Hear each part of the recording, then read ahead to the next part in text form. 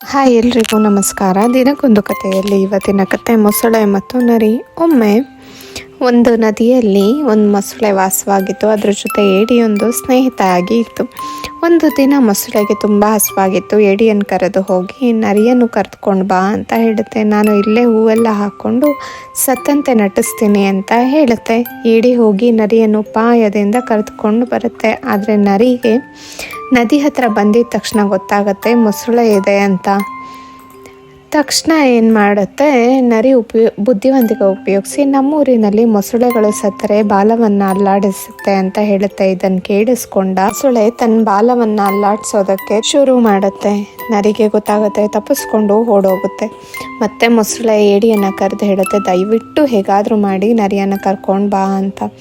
ಸರಿ ಅಂತ ಏಡಿ ಹೇಗೋ ಉಪಾಯ ಮಾಡಿ ನರಿಯನ್ನು ಕರೆದುಕೊಂಡು ಬರುತ್ತೆ.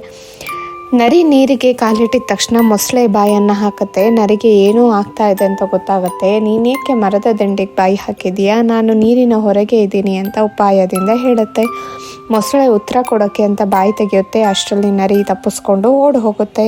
ಹೀಗೆ ಕೆಲವೊಮ್ಮೆ ನಾವು ಜಾಣತನದಿಂದ ಬುದ್ಧಿ ಉಪಯೋಗಿಸಿ ಬಂದಂಥ ಕಷ್ಟದಿಂದ ಪಾರಾಗಬೇಕು ಅನ್ನೋದೇ ಈ ಕಥೆಯ ನೀತಿ. Thank you so much.